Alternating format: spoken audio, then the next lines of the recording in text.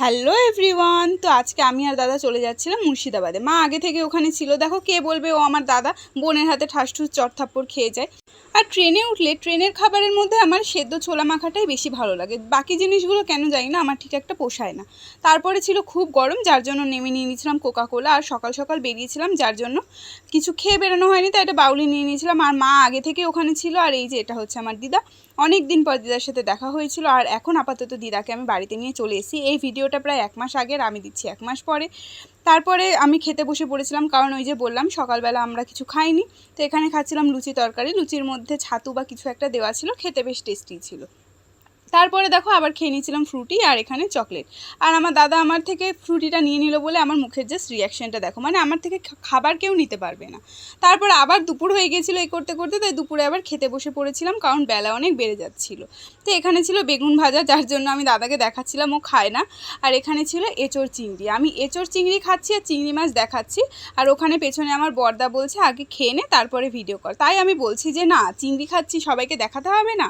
তো এখানে আবার ট্রেনের টাইম হয়ে গেছিলো, কথা ছিল আমি আর দাদা সকালে যাব, বিকেলে চলে আসবো, কিন্তু মা বলল যে না, আজকে থেকে যাক। কিন্তু ভুলবশত তাড়াহুড়োতে দাদা ফোন নিতে ভুলে গেছে, যার জন্য ও তো থাকবে না, কারণ ফোন ছাড়া কি কেউ থাকতে পারে।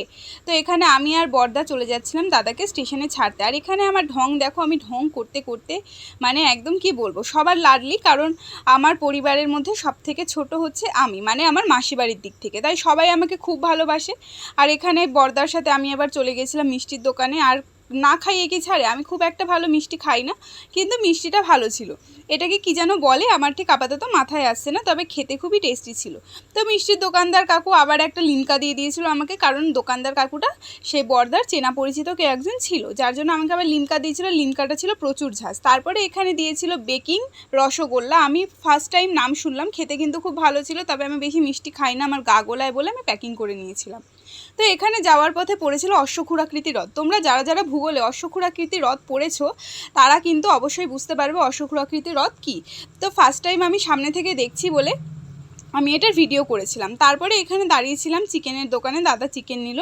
তারপর বাড়ি গিয়ে, এটা হচ্ছে আমার মেজো মাসির বড় মেয়ে, মানে আমার মাসি বাড়ির ফ্যামিলিতে সব থেকে বড় দিদি হচ্ছে এটাই।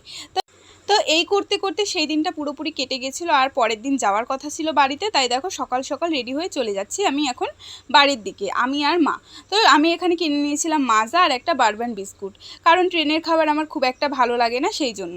তো এখানে ট্রেনের থেকে বাইরের দৃশ্য দেখতে কিন্তু খুবই ভালো লাগে। আর এটা হচ্ছে কৃষ্ণনগর ঢোকার পথের ব্রিজ। যখন আসছিলাম দূর থেকে মায়াপুরের স্কন দেখা যাচ্ছিলো, যার জন্য আমি ভিডিওটা করেছি। আমি জানি না তোমরা দেখতে পাচ্ছ কিনা, তবে কিন্তু ভোরবেলা একদম রোদটা পড়েছে, খুব সুন্দর লাগছিল। আর এখানে কৃষ্ণনগরের স্টপেজ দিয়েছিল, যার জন্য ডিম সিদ্ধ আর ওই দেখো আবার ছোলা মাখা, সাথে নিয়ে নিয়েছিলাম একটা কেক। তো তারপরে চলে এসেছি বাড়ি। আজকের ভিডিওটা এইটুকুই, কেমন হয়েছে অবশ্যই জানিও। দেখা হচ্ছে নেক্সট ভিডিওতে, টাটা।